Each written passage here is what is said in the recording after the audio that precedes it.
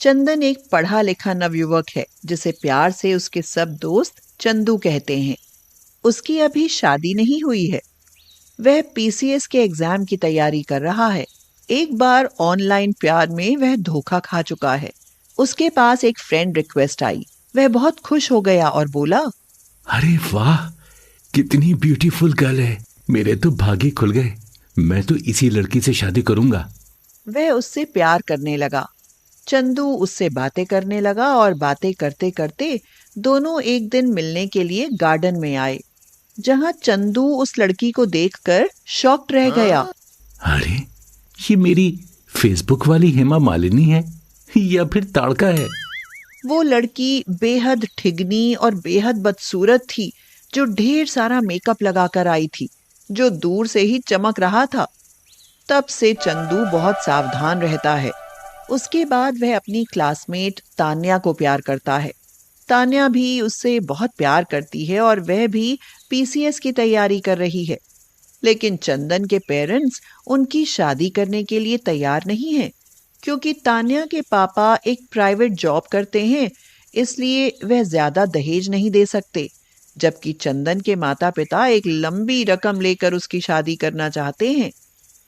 चंदन और Tanya flower garden में मिलते हैं। तान्या कहती है, चंदन, वैलेंटाइन डे आ रहा है, मुझे क्या गिफ्ट दोगे? तान्या, तुम्हारे लिए जान हाजिर है। बोलो क्या चाहिए? बस एक प्रॉमिस कि तुम मुझे धोखा नहीं दोगे और हमेशा मुझे प्यार करते रहोगे। डन, मैं प्रॉमिस करता हूं और तुम भी यही प्रॉमिस करो। तान्या प्रॉमिस करती है और दोनों घूम फिरकर घर आते हैं। चंदन की मम्मी प्रेमा जी आकर चंदन से कहती हैं, चंदू, जाओ मार्केट से सब्जी ले आओ। क्यों लेकर आऊं?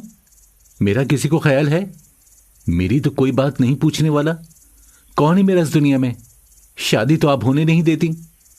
अरे, तो तान्या से ही ब्याह के लिए क्यों मरा जा रहा है? उन भतीजों के यहाँ मैं कभी शादी ना करूं। हे भगवान, ये कैसे पेरेंट्स मिले हैं मुझको? इन्हें तो बस पैसे ही चाहिए, बस।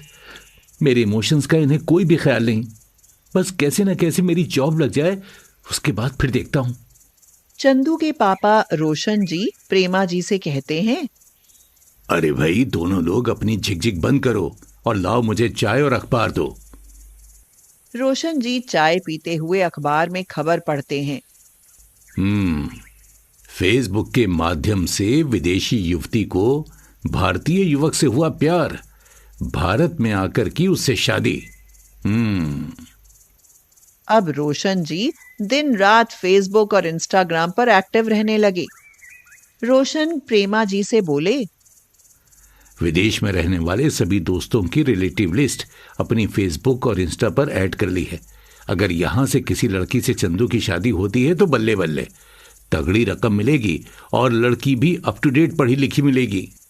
एक दिन रोशन जी ने जैसे ही व्हाट्सएप खोला कि वे चौंक पड़े और बोले, अरे प्रेमा, अपने चंदू के लिए कितना अच्छा रिश्ता आया है। देखो, अपना साहनी है ना, उसी ने इस कनाडा रिटर्न अमोल सिन्हा को अपने चंदू के बारे में बताया है।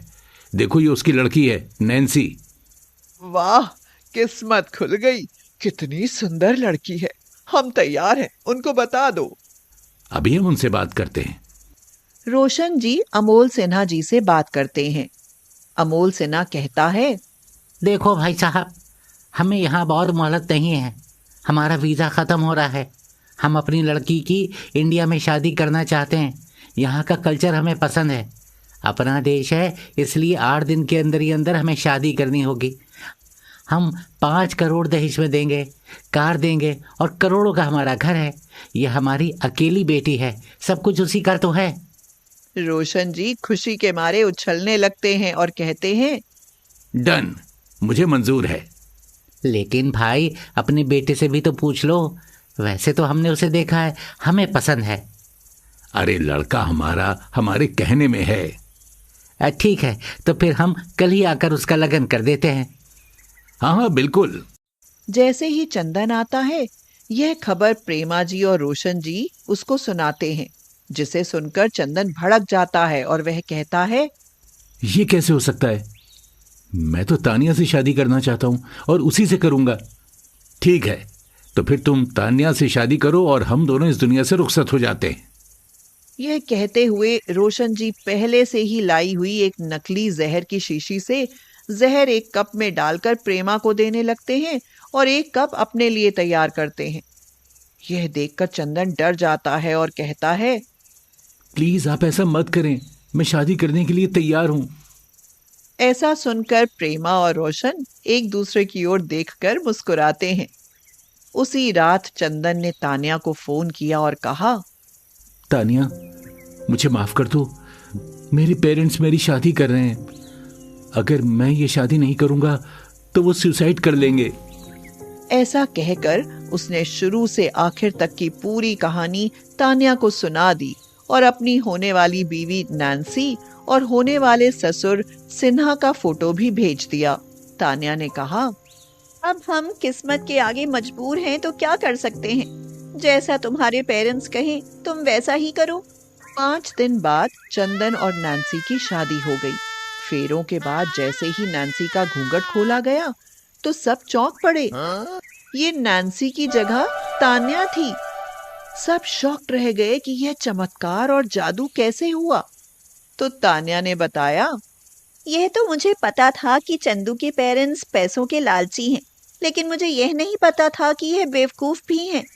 जब मुझे चंदन ने सब बताया और नैन्सी और सिन्हा की फोटो भेजी तो मैं चौंक पड़ी। मुझे लगा कि जैसे मैंने इन्हें पहले ही कहीं देखा है।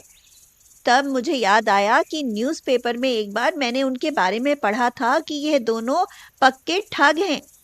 पैसों के लालची लड़कों के पेरेंट्स को फंसाकर नैन्सी उनसे शादी कर लेती है और रात में नशा सुंघाकर सबको बेहोश कर देती है और रुपए, पैसे, जेवर लेकर वहां से भाग जाती है। यह सुनकर सब लोगों को तो झटका लग गया। मैंने पुलिस स्टेशन जाकर पता लगाया तो इनका रिकॉर्ड मुझे मिल गया।